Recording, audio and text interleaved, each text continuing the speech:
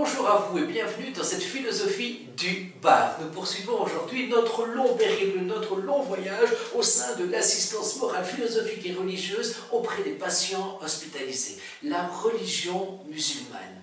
Deux versants, nous avons déjà vu le premier, le versant théologique. Aujourd'hui, le versant pratico-pratique d'accompagnement de l'agonisant, du mourant, mais aussi tous les rites de deuil et de funérailles. Malgré tout, un bref rappel, quels sont les textes fondateurs pour l'islam, le Coran, bien sûr, et la Sunna, c'est-à-dire la mise en pratique par le prophète des principes et des valeurs véhiculées par le Coran.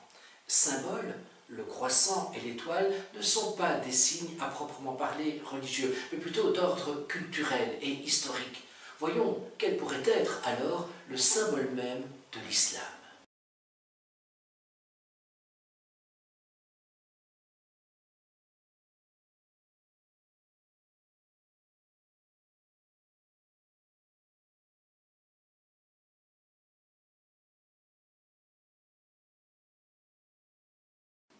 Sens donné à la mort. La mort constitue une étape qui précède la résurrection, qui précède le jugement dernier, avec la récompense du paradis ou le châtiment de l'enfer. Accompagnement, rappel aux mourants que la vie est un voyage vers Dieu, qu'on vient de Dieu, qu'on retourne vers lui et que nous sommes sur terre afin de l'adorer. Toilette mortuaire, rituel du lavage du corps réalisé par les proches ou par une personne expérimentée du même sexe, sauf bien sûr s'il s'agit du conjoint ou de la conjointe. Le corps du défunt est enveloppé, comme chez les juifs d'ailleurs, dans un linceul. Présentation du défunt, le défunt repose sur le dos, les bras placés le long du corps, les yeux et les lèvres fermées. Le corps est orienté, si possible, vers l'est, c'est-à-dire vers la Mecque. La totalité du corps, comme chez les Juifs, là encore, la totalité du corps est recouverte d'un tissu blanc. Aucun bijou ou accessoire n'est présent. Veillée funéraire, ce n'est pas une obligation religieuse, mais elle peut être mise en place pour permettre aux membres de la famille éloignés de venir se recueillir. C'est un moment propice à la lecture du Coran. Funérailles.